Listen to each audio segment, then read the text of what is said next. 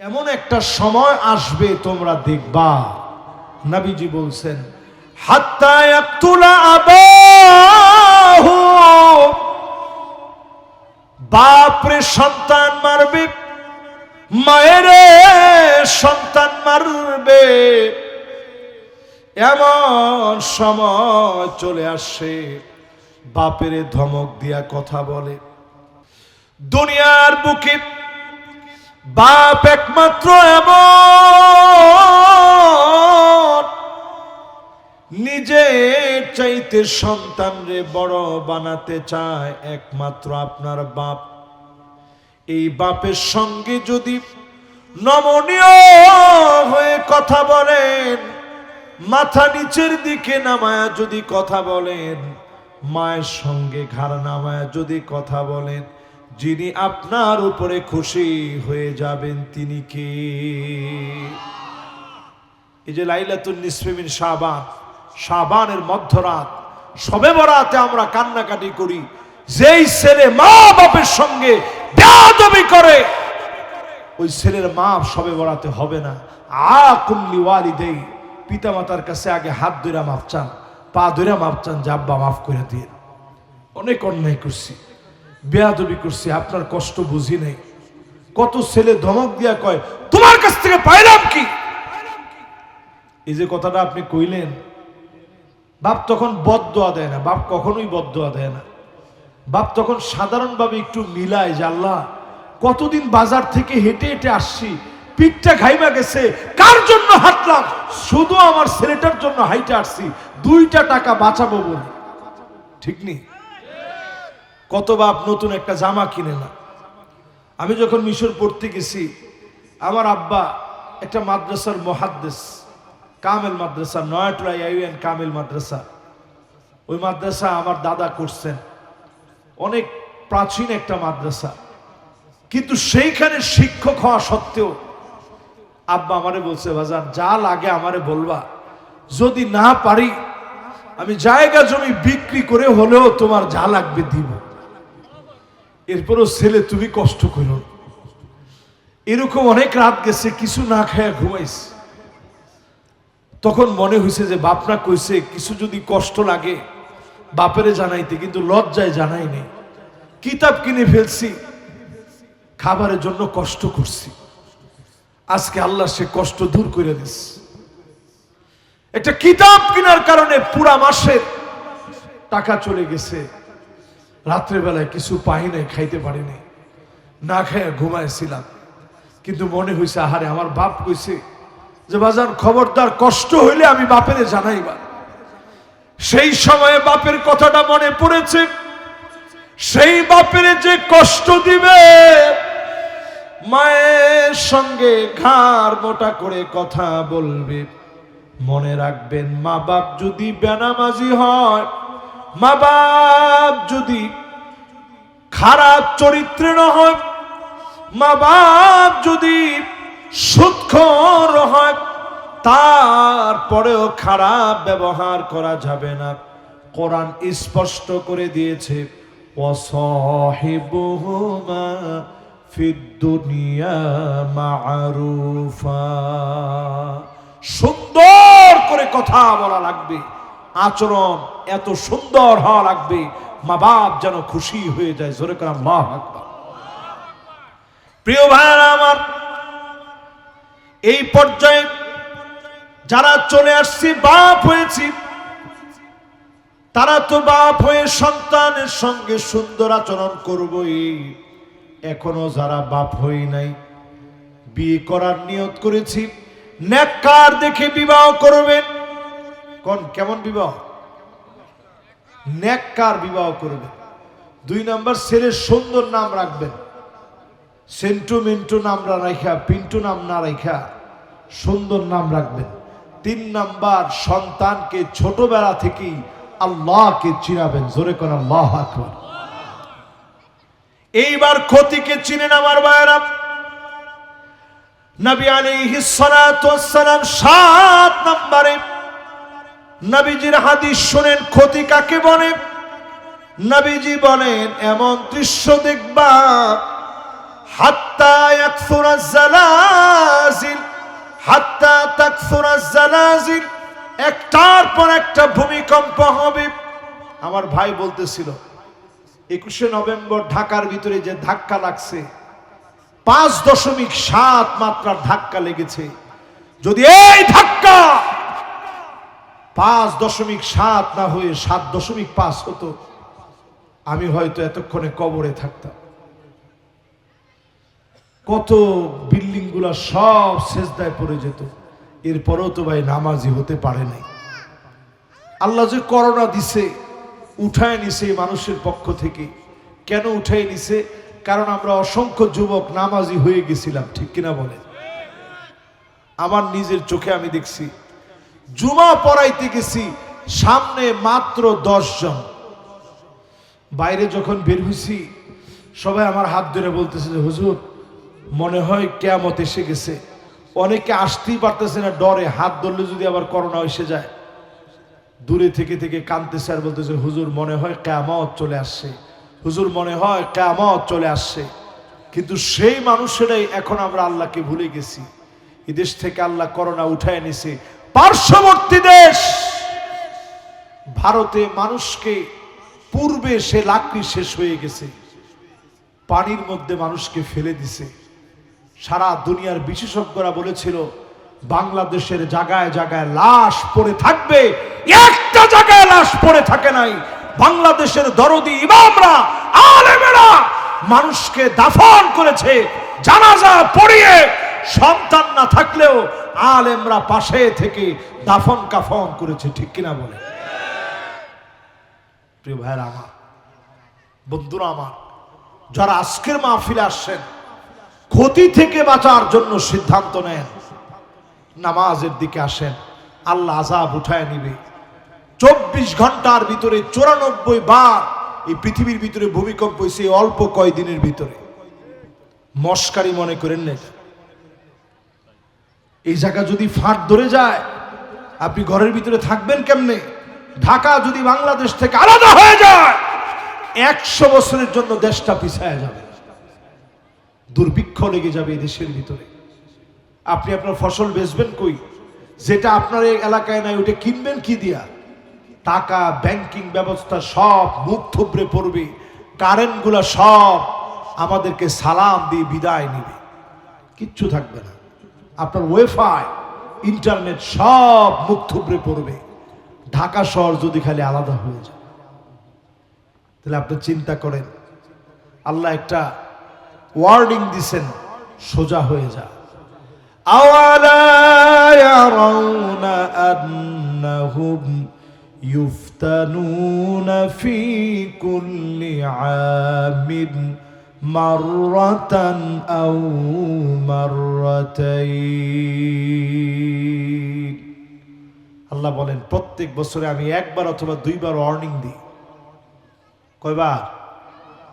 একবার অথবা 2 বার আমি আল্লাহ আযাব দিই। আযাব দেই তোদেরকে শেষ করে দেওয়ার জন্য না। সুম্মা লা ইয়াতুবুনা ওয়ালা হুম ইয়াযাক্কারুন। গোলাম আমার দিকে ফেরানোর জন্য তোরে একটু আযাব দেই, আমারে একটু স্মরণ করার জন্য আযাব দেই। যদি আল্লাহ আল্লাহ বলে বলে আল্লাহর দিকে ফিরে আসেন, আযাব গজব যিনি উঠায় নিবেন তিনি কে? এবার পরের অংশে যাই। 8 নাম্বার ক্ষতি নবীজি সাল্লাল্লাহু আলাইহি সাল্লাম জানিয়েছেন। 8 নাম্বার ক্ষতি হচ্ছে আমার আপনার জীবনে পরম ক্ষতি। নবীজি স্মরণ করিয়ে দিছেন, শুনে রাখো উম্মতেরা, সময় আসবে এমন তোমার জুতার ফিতা পর্যন্ত কথা বলবে। এখনই আপনি হাতের ঘড়িটার দিকে তাকায় দেখেন, স্মার্ট ওয়াচ। যুবক কার কার আছে একটু হাত তুলে তো দেখি। এই যে মাশাআল্লাহ, পড়াশোনা তুমি একটু দেখাও, সবাই একটু দেখো। দেখছেন? This is call smart watch. মাশাআল্লাহ। আর কার কার আছে দেখি? আরে আমার নিজেরও আছে। এই তো মাশাআল্লাহ, তোমারও আছে। তুমি একটু দাঁড়াও তো বাজান। মাশাআল্লাহ, তোমার বয়স 11 বছর হবে না? বসেন। তুমিও এটার মধ্যে মোবাইল দিয়ে কথা বলা যায় না? আরে যায়, ওর মাথা নাড়াইছে, জি হুজুর যায়। একটু কানেক্ট করে নেওয়া লাগে। রসুল আজ থেকে ১৫০০ বছর আগে বলছেন জুতার ফিতা কথা বলবে। গড়ির ফিতা যদি এখন কথা বলতে পারে, জুতার ফিতা কথা বলা কি বাকি আছে? অলরেডি অ্যাডিডাস এখন হাতে নিয়েছে প্রকল্প, সামনে তারা এমন জুতা বানাবে, এটা ডিটেক্টর হিসেবে কাজ করবে, এটা ফোর্সের কাজ করবে, এটা যারা মানুষকে গার্ড দিবে ওরা এটা ডিটেক্টর হিসেবে ব্যবহার করবে। সামনে কোনো বিপদ থাকলে সিগন্যাল দিবে যে এই জায়গায় গ্যাদারিং আছে, বোমা আছে, এই জায়গায় যায় না। এরকম ডিটেক্টর সরাসরি জুতার ভিতরে থাকবে, জুতা সিগন্যাল দিবে প্রত্যেকের কানের ভিতরে, হাতের ভিতরে। আপনি চিন্তা করেন রাসূলুল্লাহ সাল্লাল্লাহু আলাইহি সাল্লাম ১৫০০ বছর আগে বলে গেছেন এই প্রযুক্তিগুলা চলে আসা মানে আপনি প্রযুক্তির ভিতরে যেন একেবারে ঢুইকা আখিরাত ভুলে না যান। যারা ভুলে যাবেন মহা ক্ষতির ভিতরে আপনি পড়ে গেছেন, ঠিক কিনা বলেন? নবীজির পরে বলেন ১০ নম্বর ক্ষতি শুনেন। নবী আলাইহিস সালাতু ওয়াস সালাম বলেন এমন ক্ষতি আসবে। সবাই বসেন, ওযু করার সময় আমরা দিব ইনশাআল্লাহ। কেউ মনে করেন না যে ওযু ছাড়াই এখানে ইনশাআল্লাহ আমরা নামাজ পড়ে ফেলবো, না, হারাম, ঈমান নষ্ট হয়ে যাবে। আমরা ইনশাআল্লাহ ওযুর সময় দিব একেবারে ফ্রেন্ডলি। আপনারা ইনশাআল্লাহ ওযু করে এসে নামাজ পড়বেন, পারবেন না ইনশাআল্লাহ? আমরা কয় নাম্বার ক্ষতি বলতেছিলাম? ১০ নাম্বার ক্ষতি।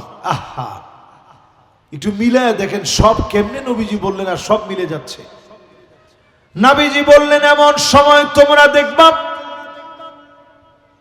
যেই সময়ে ইয়াতাসাফাদু ফিত তরিক তাসাফুদাল হামির। নবীজি বললেন মানুষ নির্লজ্জ হয়ে যাবে, বেহা হয়ে যাবে, পশুর মতো চলবে। এমন নির্লজ্জ বেহা মানুষ এখন আছে না? না, কোন আছে? হয় নাই, আছে। কি পরিমাণ নির্লজ্জ আমরা হইছি একটু নিজেরা চিন্তা করেন। রাস্তায় রাস্তায় এখন বেহায়াপনা, টিকটক এখন রাস্তা রাস্তায় চলে। নাচ গানরে আমরা কিছু মনে করি না। প্রত্যেকের ঘরে ঘরে এখন মিউজিক ঢুকে গেছে। যাদের হাতে হাতে এখন স্মার্টফোন আছে, নবীজি বলছেন একটা ফিতনা আসবে, নাম হবে দোহায় মা। এই ফিতনার পরের দিনই দাজ্জাল আসবে। এখন পরের দিনটা কত লম্বা হবে মুহাদ্দিসিনে কেরাম বলতেছেন ১০০০ বছরও হইতে পারে, কা আলফি সানাতিন মিম্মা তাউদ্দুন, আরো বেশিও হইতে পারে। এটা আল্লাহ তাআলা জানেন। তবে একটু হিসাব করে দেখেন, এই যে মোবাইলটা আসছে, এই মোবাইলের ভিতরে কি পরিমাণ মিউজিক। মা নামাজ পড়তেছে, ২ বছরের বাচ্চা, ওরে মোবাইলটা দিয়ে গেছে, ও মোবাইলে মিউজিক বাজাচ্ছে, তালে তালে ও চুপ করে আছে।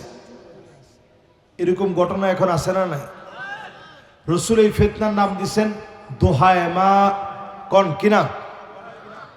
আবার কেউ গিয়া মেয়ের নাম রেখে ফেলায় না যে হুজুরে খুব সুন্দর একটা নাম কইছে দোহায় মা, আজকে থেকে আমার মেয়ের নাম রাখলাম দোহায় মা। নবীজি যখন এই নামটা উচ্চারণ করছেন সাহাবায়ে কেরাম বলেন ইয়া রাসূলুল্লাহ, এটা আবার কেমন ফিতনা, আগে তো কখনো নাম শুনি নাই। নবীজি বলছেন এমন ফিতনা লাতামাতহু লাতমাতান, প্রত্যেকটা ঘরে ঘরে গিয়ে ফিতনাটা চড়াবে। চড়ানো বুঝেন? মানে থাবড়াবে। থাবড়ানো বুঝেন? মানে আঘাত করবে, এক কথায়। মাশাআল্লাহ, এই কথা যখন নবীজি বলছেন সাহাবায়ে কেরাম অবাক হয়ে গেছেন। প্রত্যেক ঘরে ঘরে গিয়ে থাপড়াবে, আঘাত করবে, এটা কেমন ফিতনা? এখন একটু তাকায় দেখেন ঘরে ঘরে এরকম মোবাইল আছে না নাই? 16 বছর যারা দেশ শাসন করেছে ওরা প্রত্যেকের ঘরে ঘরে একটা একটা মোবাইল দিছে নাকি? বক্তব্য দিলেও বাস্তবে আপনারা পান নাই, না পাইলেও আপনারা কিনে নিছেন। প্রত্যেকের ঘরে ঘরে 3টা 4টা করে এখন মোবাইল আছে, ঠিক না ভাই? এই জন্য আমার ভাইয়েরা, সব ক্ষতি থেকে বাঁচার জন্য আল্লাহ পাক 4টা ফর্মুলা দিলেন। এক নাম্বার ফর্মুলা, ইল্লাল্লাযীনা আমানু, নিশ্চয়ই যারা ক্ষতি থেকে বাঁচতে যাবে, হরফে ইস্তিসনা দিলেন, ক্ষতি থেকে বাঁচবে তারা, ঈমান আনবে যারা, ক্ষতি থেকে যিনি বাঁচায় দিবেন তিনি কি? আপনারা ঈমানের পথে আছেন? হুজুর বুঝবো কেমনে? ঈমানের পথে আছেন বুঝতে বেশি দূরে যাওয়া লাগবে না, এইখানে বসে বুঝবেন। ঈমানের পথে যারা থাকবেন, বাধা আসবে, বিপত্তি আসবে, কষ্ট আসবে, যন্ত্রণা আসবে, ঈমানের পথ থেকে এক চুল দূরে সরে যাওয়া যাবে না। ঠিক নেই? নবীজি বলে গেছেন কেমন ঈমান লাগবে। নবীজি বলেন, মান ক্বালা লা ইলাহা ইল্লাল্লাহ খালিসান মিন কলবিহি আও নাফসিহি, মন থেকে যারা কালেমা পড়বে ওদের ঈমানটা তো মজবুত হবে। নবীজি সেদিন আমার আপনার জন্য দাঁড়ায় থাকবে, শাফাত করবে। নবী যেদিন শাফাত করবে, দলে দলে যিনি ডেকে ডেকে জান্নাতি বানায় দিবেন তিনি কি? আমাদের অনেকের ঈমান শেষ হয়ে গেছে, খবর নাই। এই জন্য ঈমানের একটা প্যারামিটার আছে। সর্বনিম্ন ঈমানের প্যারামিটার হচ্ছে প্রতি রাতে ঘুমানোর সময় অন্তত স্মরণ করবেন কয়টা ভালো কাজ করছেন, কয়টা মন্দ কাজ করছেন। ফাআনতা মুমিন ইযা সাররাতকা হাসানাতুক ওয়া সাআতকা সাইয়্যাতুক ফাআনতা মুমিন। নবী জীবনের প্রত্যেক দিন যদি ভালো কাজ আপনাকে ভালো লাগায়, মন্দ কাজের কারণে মনের ভিতরে যদি ব্যথা লাগে, ফাআনতা মুমিন, আপনি মুমিন। নবীজি বললেন প্রতি রাতে ঘুমানোর আগে একটু মনে করে ঘুমান, চোখ দিয়ে পানিগুলা ছেড়ে দেন। এক দুই ফোঁটা পানি যদি চোখ দিয়া গড়ায়া পড়ে, হতে পারে আইনানে লা তামাসসুহুমান নার, ওই দিনের কান্না মালিকের কাছে এমন কবুল হয়ে যাবে, জাহান্নামের আগুন যিনি হারাম বানায় দিবেন তিনি কি? শেষ ঘুমের আগে একটু নিজের চোখ দিয়ে যেন পানি ঝরে। এই জন্য প্রত্যেক দিন একটু না একটু কাঁদবেন, চুপচাপ একটু মোরাকাবার হালতে থাকবেন। নামাজের পর দৌড় দিয়ে বের হয়ে চলে যায় না, চোখটা বন্ধ করে একটু মোরাকাবার হালতে চিন্তা করবেন, আল্লাহ কত গুনাহ করছি আজকে। ঘুমাতে গেলে চক্ষুটা বন্ধ করে চিন্তা করবেন, আল্লাহ কত বড় বড় গুনাহ করে ফেলছি, আল্লাহ আমি নালায়েক। মাশাআল্লাহ, ভাইরা ওযু করে চলে আসছে, লিল্লাহ তাকবীর। আজকে নামাজ হবে ইনশাআল্লাহ, ইনশাআল্লাহ কম। প্রিয় ভাইরা আমার, তিনি ঈমান আছে কিনা কোন প্যারামিটারে দেখবো? ঘুমানোর আগে একটু মাপবেন, আল্লাহ আমি কি ভালো কাজ বেশি করতে পারছি, মন্দ কাজ কি কম হয়েছে, আল্লাহ আজকে কি গুনার কাজ একটু কমাইতে পারছি। এরকম যদি মনে করে ঘুমাইতে পারেন, দেখবেন ইনশাআল্লাহ আপনার ঘুমটা শেষ ঘুম হয়ে গেলে যিনি মাফ করে জান্নাতি বানায় দিবেন তিনি কে? আমার যুবকরা, আমার মুরব্বীরা, আমার বাবাজিরা, আজকে থেকে প্রতিদিন ঘুমের সময় এটাকে বলে আত্মসমালোচনা। সবাই কোন কি সমালোচনা? ঘুমের সময় আত্মসমালোচনা করবেন। আমরা আত্মসমালোচনা করি না তো, আমরা আরেকজনের সমালোচনা করি। চায়ের দোকানে বসে আরে সে একটা মানুষ হইল, আত্মসমালোচনা করেন। গীবত বাদ দিয়ে আত্মসমালোচনা করেন। আপনি নিজে নিজের প্রশ্ন করেন, আমি কত খারাপ, আল্লাহ তুমি ছাড়া তো কেউ জানে না। হযরতে আবু বকরের মতো সাহাবী, কেউ যদি ওনার সামনে প্রশংসা করে ফেলতেন, আমরা প্রশংসা শুনতে খুশি হই। আমরা যদি আমাদের নামের আগে বড় বড় টাইটেল বলে, আমাদের মনটা খুশি হয়ে যায়, বাপরে বাপ আমি তো বিরাট আলেম, আমার নামে যে প্রশংসা শুরু হয়েছে, আহা।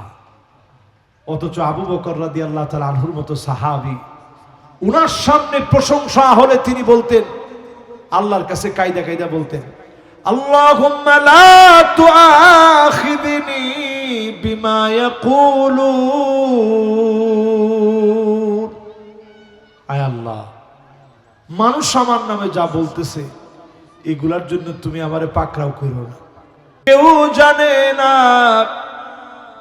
মালিক, সে অন্যায় গুলার কারণে আমি আবু বকরকে তুমি পাকড়াও করো না। আয় আল্লাহ, সেগুলা তুমি মুছে দাও। ওয়াজআলনি খায়রাম মিম্মা ইয়াযুন্নুন। মানুষ যেমন ধারণা করে তার চাইতে আমারে সেরা বানায় দাও। আমিও আল্লাহর কাছে বলি, আল্লাহ, লোকেরা নেককার মনে করে ওয়াজ করতে আমাদেরকে নিয়ে আসে, আমরা কেমন কেবলমাত্র আল্লাহ আমি নিজে জানি। আল্লাহ, আপনি মেহেরবানি করে নেককারদের, আল্লাহ নেককারদের দলে, নেককারদের সাথে আমাদেরকে শামিল করে নিয়েন, পড়েন আমিন। প্রিয় ভাইরা, ঈমান আছে কেমনে? এই প্যারামিটারের পরে আল্লাহ তাআলা বলছেন ওয়া আমিলুস সালিহাত। ঈমান আছে বুঝবা কেমনে? বুঝার জন্য তোমার আমলে সালেহ লাগবে। সবচেয়ে বড় আমলে সালেহের নাম একটু পরে যে সালাতুল আসর, এটা সবচেয়ে বড় আমলে সালেহ। এখানে সংগঠিত হবে। নামাজ পড়বেন আপনি, নামাজের সেজদা যখন দিবেন মনে করবেন জাতে পাকের কুদরতি কদমের মধ্যে সেজদাটা দিতেছেন। নিজের মনটারে এমন বানাবেন যে আল্লাহ, আমারে তো তুমি শিকল দিয়া টাইন আনতে পারতা, সেজদা দেওয়াই লাগবে, তুমি বাধ্য করতে পারতা, আল্লাহ তুমি তা করো নাই। গরুর দড়ি যেরকম লাগায় নাকের ভিতর দিয়ে, 2 লক্ষ টাকার গরুর দড়িটা ধরে টান দেন, ও আস্তে ঠান্ডা হয়ে যায়, কারণ নাক ব্যথা। তো ওই ব্যথা 2 একবার টান দিয়ে ঘাওড়ামি করার কারণে ওর মনে আছে ব্যথাটা কেমন লাগছে, এই জন্য সে ঘাওড়ামি করে না, ওর ব্যথা লাগবে এই জন্যে। আপনি যদি এরকম আল্লাহ দড়ি লাগায় টেনে টেনে নামাজে নিতেন, 1 ওয়াক্ত নামাজ বাদ দিতে পারতেন। এই জন্য আমলে সালেহের দিকে আসেন। কারো দিকে তাকায় যদি মুস্কি হাসিও দেন, ক্রিটিসাইজ করে দিবেন না, সওয়াবের উদ্দেশ্যে মুস্কি হাসবেন। আমলে সালেহে পরিণত হবে। যিনি গুনাহ মাফ করে আপনার নেকির পাল্লা ভারী বানায় দিবেন, তিনি কে? একটা হাদিস শুনাইলে আপনারা অবাক হয়ে যাবেন। সবচেয়ে সওয়াবের কাজ কি নবীজির কাছে প্রশ্ন করা হয়েছে। নবীজিগুলো অনেকগুলো উত্তর দিচ্ছেন। কোথাও বলছেন বিররুল ওয়ালিদাইন, পিতা মাতার সাথে সুন্দর আচরণ করা। কোথাও বলছেন জিহাদ ফি সাবিলিল্লাহ। কোথাও বলছেন জিলহজের প্রথম 10 দিনের আমল। কোথাও নবীজি বলছেন সবচেয়ে সওয়াবের কাজ হচ্ছে মানুষকে খাবার খাওয়ানো, সালাম দেওয়া। আরেক জায়গায় নবীজির কাছে প্রশ্ন করা হলো সবচেয়ে সওয়াবের কাজ কি? নবীজি বললেন ইন্না মিন আবাররিল বির আইয়ুদখিলা সুরুর ফি কলবি আহাদিকুম। তোমাদের কারো হৃদয়ের ভিতরে একটু আনন্দ প্রবেশ করায়া দেওয়া, একজন মানুষকে একটু খুশি প্রবেশ করায়া দেওয়া। 10টা টাকা খরচ করে হলেও একজন রিকশাওয়ালা আপনার নিয়ে আসছে, 10টা টাকা বাড়ায় দিয়া বললেন ভাই নামাজটা কায়েম করেন, জমিনে নামাজ পড়বেন, নেন ভাই 10টা টাকা নেন, নামাজ মনে পড়তে পারেন নাই, আজকে থেকে ভাই নামাজটা শুরু করেন, পড়বেন না ভাই? এতটুকু কথা যদি আপনি হাসি দিয়ে বলেন, লোকটা যাওয়ার সময় চিন্তা করবে সে তো আমার কাছে ভোট চায় নাই, সে চাইছে কি? নামাজ চাইছে। চাইয়ে আবার 10টা টাকাও দিছে যে ভাই নামাজটা পড়েন। আল্লাহ এত ভালো মানুষ এখনো আছে। এই যে আপনার জন্য একটু দোয়া করে দিছে, ওই দিনের সবচেয়ে সওয়াবের কাজ হিসেবে এই 10 টাকা দানের কাজটা সবচেয়ে সওয়াবের কাজ হিসেবে আল্লাহর আদালতে গণ্য হয়ে যাবে। জোরে কোন আল্লাহু আকবার। আল্লাহ পাক শুধু মায়া করতে চান, আল্লাহ শুধু দয়া করতে চান। এই মাহফিলে যারা বসেন হতে পারে সবাই আল্লাহ আজকে মাফ করে দিবেন। আল্লাহ পাকের মহাব্বতে যারা বসেন নিয়ত করে ফেলছেন আমলে সালেহ করবেন। রমজান আমাদের অত্যাসন্ন। এই যে আমরা শাবানে প্রবেশ করে ফেলছি, রমজানের আর বাকি নাই, অল্প গেলেই রমজান পেয়ে যাব। জানি না কে কে হায়াত পাবো, কে কে পাবো না। আল্লাহর কাছে যদি আজকে বসে বসে নিয়ত করেন, আল্লাহ এবারের রমজানে অনেক অনেক আমলে সালেহ করব, নেক কাজ করব, ভালো কাজ করব, এবারের রমজানকে নিজের জীবন পরিবর্তনের জন্য কাজে লাগাবো।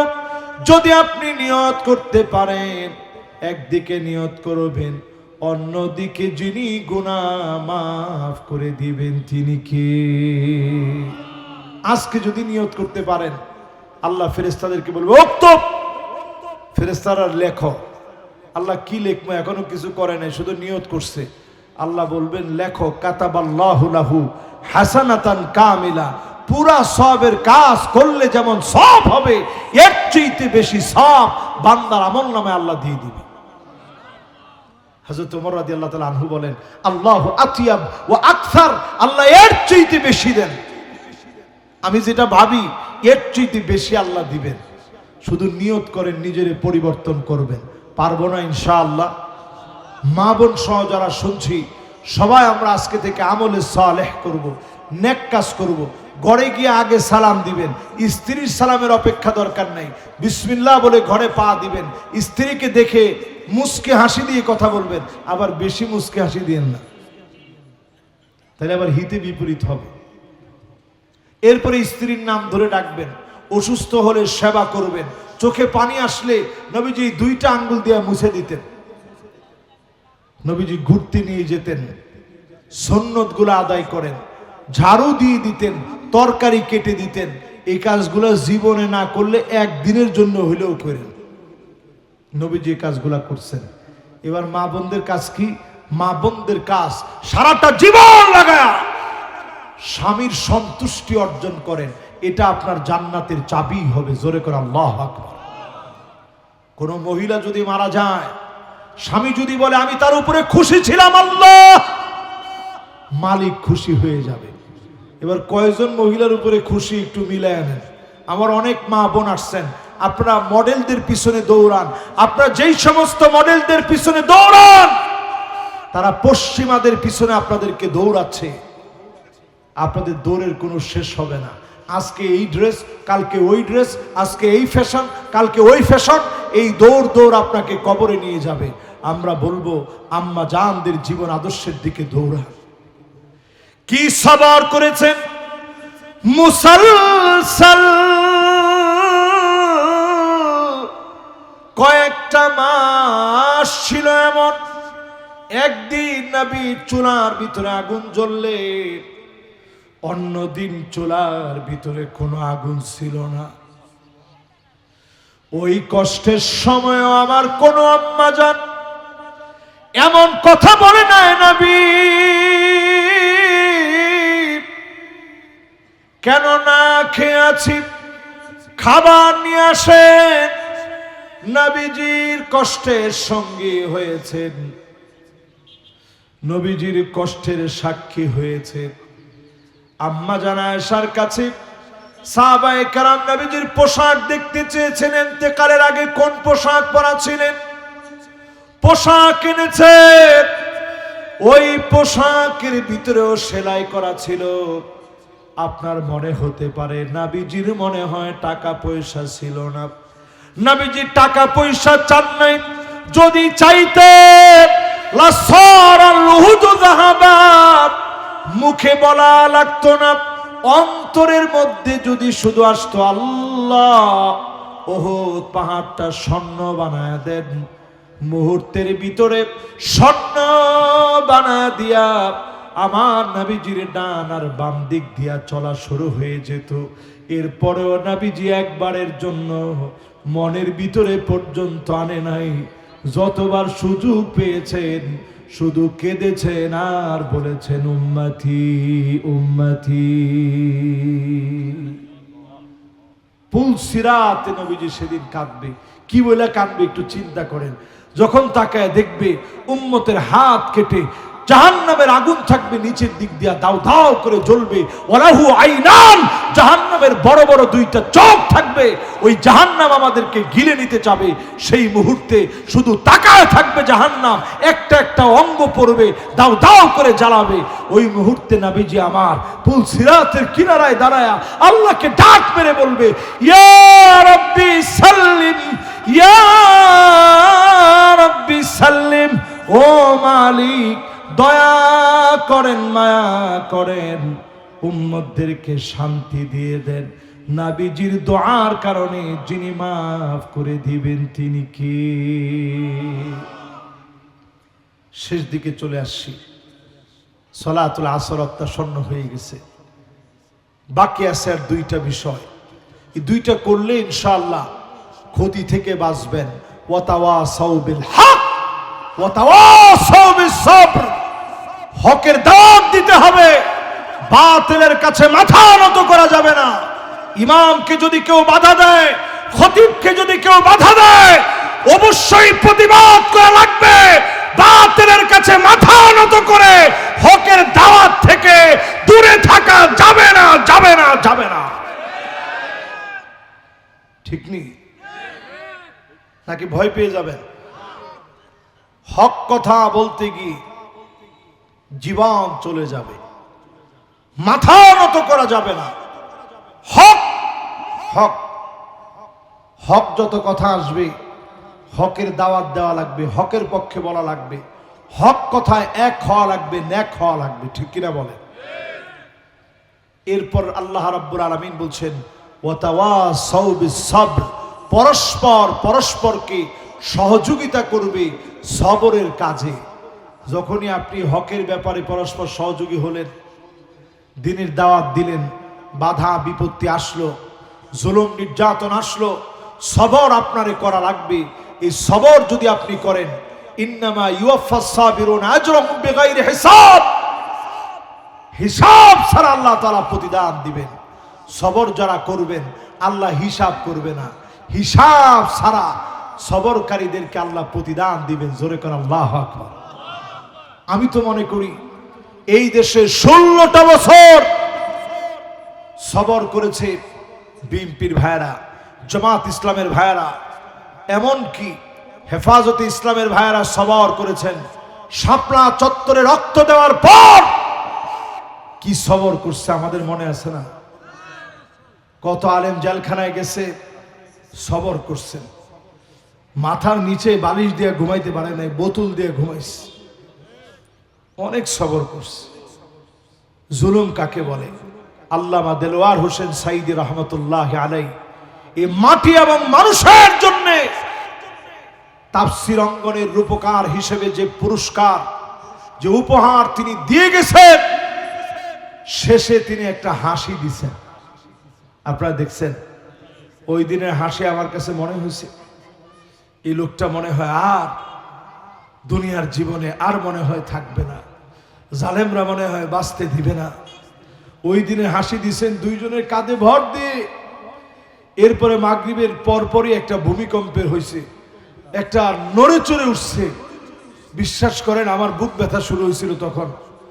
ওই হাসিটা দেখার পর থেকে নিজেকে ঠিক রাখতে পারতেছিলাম না, বিছানার মধ্যে শুয়ে আছি, আমি লাফায়া উঠছি যে হারে ভূমিকম্প হয়ে গেছে, মনে হয় আর উনি নাই। ফেসবুকটা খুললাম, দেখি একের পর এক পোস্ট যে আল্লামা হুজুর আর নাই, উনি চলে গেছেন। কিন্তু আজকের এই সবরের ফল আমরা দেখতে পাচ্ছি। যারা এত জুলুম করেছে, হাত্তা ইয়ারফাআল্লাহ, আল্লাহ ওদেরকে টেনে হিঁচড়ে উঠা নিয়েছে। গরম ভাত ছিল, জালেমেরা খেয়ে যেতে পারে না।